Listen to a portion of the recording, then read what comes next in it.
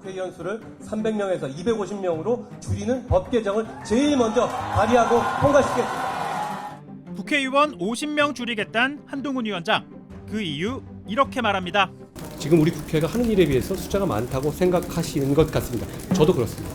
일 안 하는 국회의원 많다는 건데 좀 뜨끔하는 분들 있으시죠? 여야 정치참견 보고서 백브리퍼 최종혁입니다. 국회의원 250명으로 줄이자는 한동훈 위원장. 국회의원 300명 없어도 되겠던데 말합니다. 법무부 장관으로서 국회를 2년 가까이 경험했습니다. 그때 국회 쪽에 의석에 누가 몇 명이 앉아있는지 보셨습니까? 꽉 차 있던가요? 처음처럼? 250명이면 충분합니다.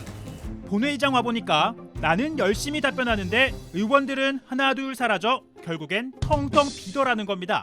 국회는 회기마다 누가 참석했는지 결석했는지 공개하는데요. 본회의 결석률 취합한 한 시민단체 그 순위를 공개합니다. 김태호 의원, 우상호 의원, 권성동 의원은 본회의 결석률이 높게 나타났습니다.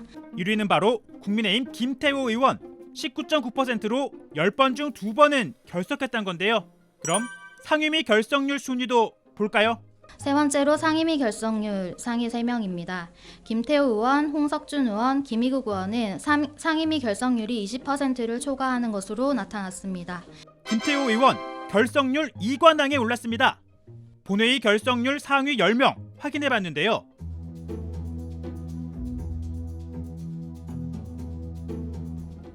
김태호, 우상호, 권성동 의원에 이어 정운천, 이달곤, 홍문표, 권영세, 배현진, 이용, 강기훈 의원까지 한 명 빼고 모두 국민의힘 의원들입니다. 한동훈 위원장의 일침 다시 들어볼까요? 국회 쪽에 의석에 누가 몇 명이 앉아있는지 보셨습니까? 꽉 차 있던가요? 처음처럼? 250명이면 충분합니다. 다 언급하진 않겠지만 상임위 결석률 탑10도 한 분 제외하곤 모두 국민의힘 소속입니다.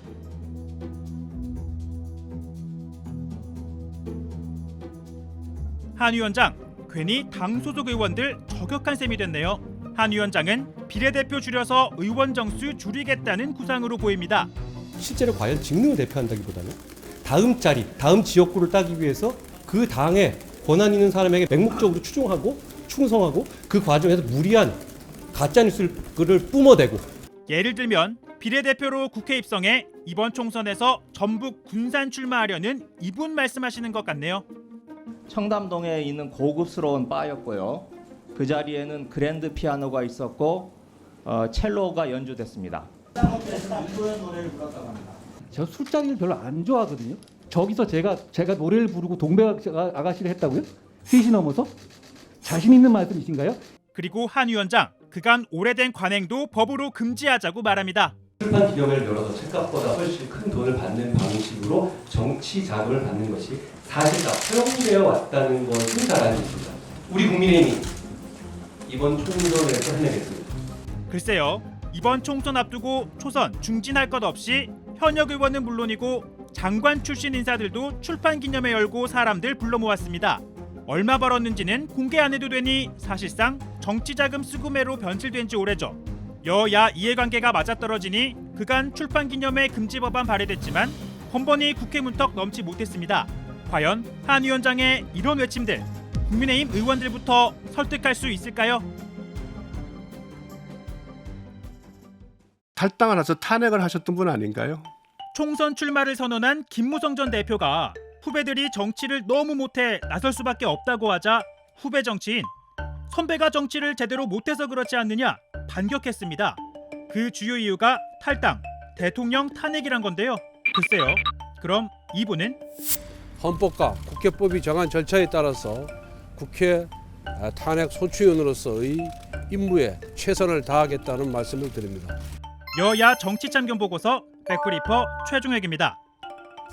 김무성 전 새누리당 대표 자신의 이 발언 번복했죠. 나이 70 넘어서까지 국회의원 한다는 것은 도리가 아니다. 저는 그렇게 생각했습니다. 마지막 국회를 하면서 이제 제 후배에게 자리를 양보하려고 합니다. 그 다음 선거에선 이 약속 지켰습니다. 황보성이 연도에 일에 인물이 많습니다. 여러분, 우리 황보성이 시의원 2번 하면서 정말 열심히 일 잘하죠. 이런 사람 키워줘야 됩니다. 하지만 사생활 논란으로 그 후배 탈당하고 불출마 선언하자 무주공산된 지역구 다시 본인이 나가겠다 한 겁니다. 지금 하는 거 보니까 너무 지금 문제가 많아요. 정치가 타락하고 국회가 타락해가지고 국민들이 국회의원들을 몽둥이 찜찜을 하고 싶은 그런 분노가 지금 분출되고 있지 않습니까? 김무성 전 대표 15대부터 내리 6선 집권 여당 대표 지내며 대선 주자 반열에도 올랐지만 총선 과정에서 옥새 들고 나르샤하며 대통령과 대립각을 세웠죠. 이후 탄핵 거치며 마치 이 장면처럼 정치 무대에서 자취를 감췄습니다. 하지만 무성대장 본능은 여전한 듯 다시 국회 들어가서 질서를 좀 잡아야 되겠다. 민주주의 질서를 좀 잡아가지고 이 좀 민주주의를 복원해가지고 정치의 품격을 다시 좀 올려놔야 돼. 땅에 떨어진 강호의 돌을 되살려 놓겠다는 겁니다.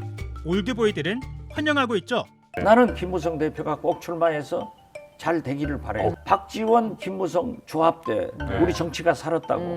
김무성 여당 원내대표가 늘 저에게 져준 거예요. 이런 정치가 다시 한번 복원돼야 된다. 하지만 후배들의 생각 다른 듯합니다. 지금 국민들이 우리 당에게 요구하는 것은 그 편안하게 다선을 했던 사람들이 희생을 하라고 요구를 하고 있고 양지에서 육선까지 해놓고선 뭘 더 하려고 하느냐는 겁니다. 또 당 입장에선 배신자 아니냐 이런 주장도 합니다. 탈당을 해서 탄핵을 하셨던 분 아닌가요? 같은 당 후보를 대통령을 내고 나중에 그분들이 나가서 탄핵을 야당과 더불어서 탄핵을 주도했던 분 아닌가요? 그런데 말이죠.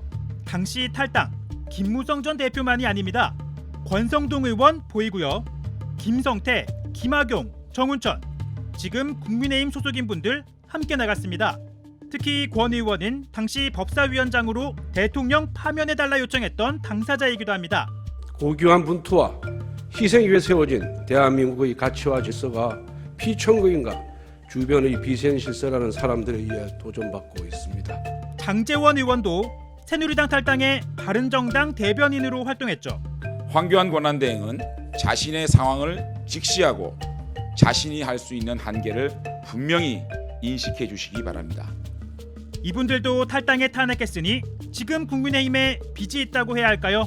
물론 윤석열 정권 탄생 1등 공신으로 평가받는 분들입니다. 이런 모습에서 보듯 정치는 생물이라고 하죠. 예상대로 공식대로 흘러가지 않는 게 정치입니다. 삼김시대 정계를 은퇴했던 김대중 전 대통령도 이를 번복하고 50년 만에 수평적 정권 교체를 이뤄냈죠. 물론 그러기 위해선 그만한 명분과 시대적 소명이 동반되어야 하지만 국민의 선택 받을 수 있지 않을까요?